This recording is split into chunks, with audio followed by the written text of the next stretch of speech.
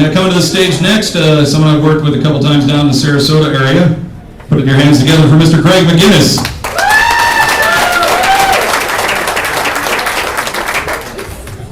Thank you very much.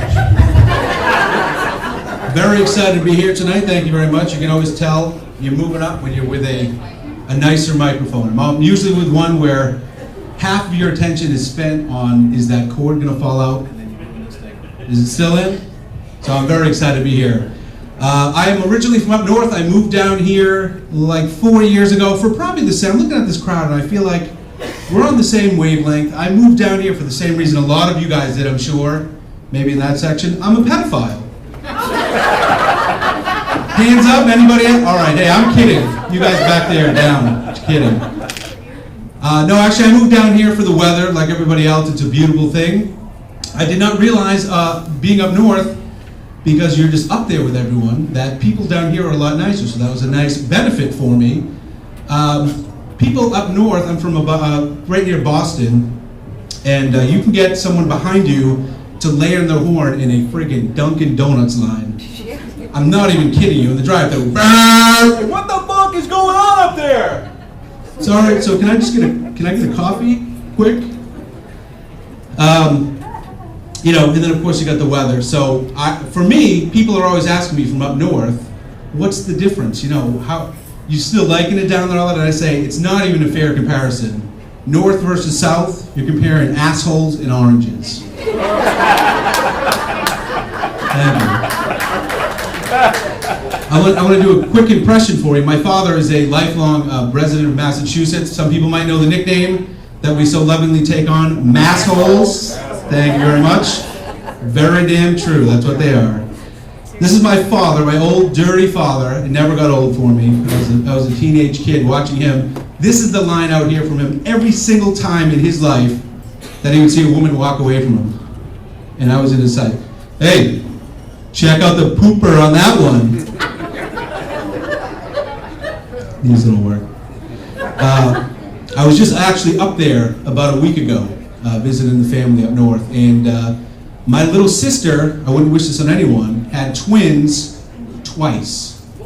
So she's got, right? That's not fun. She's got 4 kids in the house under 7. I was up there for a week and I realized that is a new form of brutal.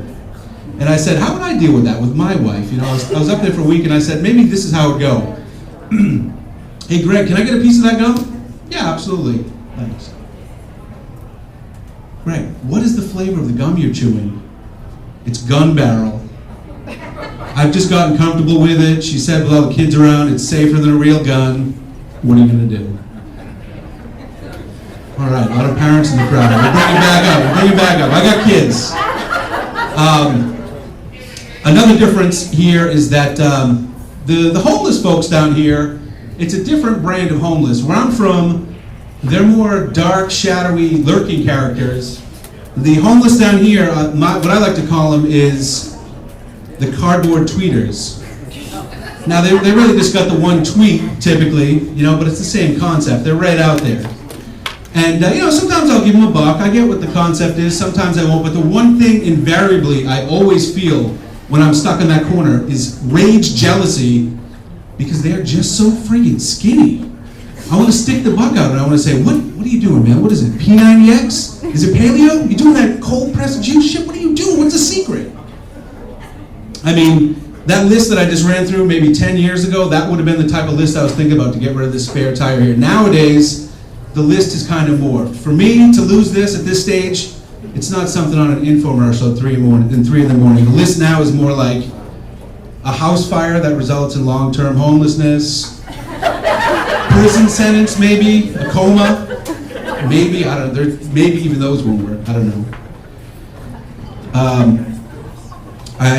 Sometimes I'm at work and I just think to myself, man, work is just this endless string of shit that is just coming at me from all angles, never feels like it's gonna stop. I work in the returns department at a place that makes anal beads. Anal bead jokes, right? All right, it's better than the gun barrel thing. I'm starting to feel it out a little bit. What else? How about Another thing they have down here in Florida that I like, it kind of creeped me out at first, it was a little fishy.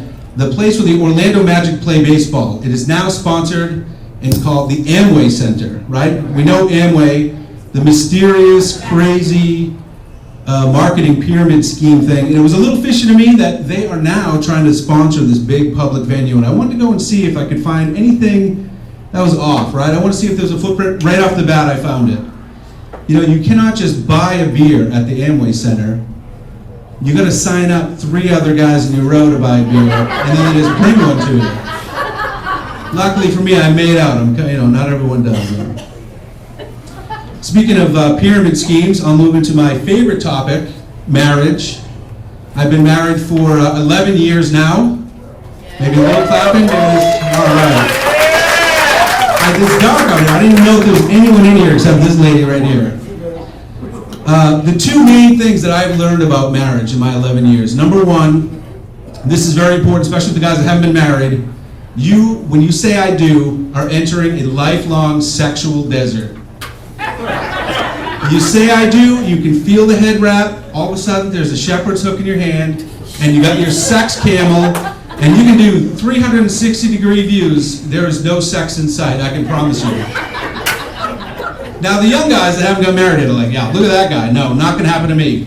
Bullshit, and let me tell you how I know for sure. This always has proven to me.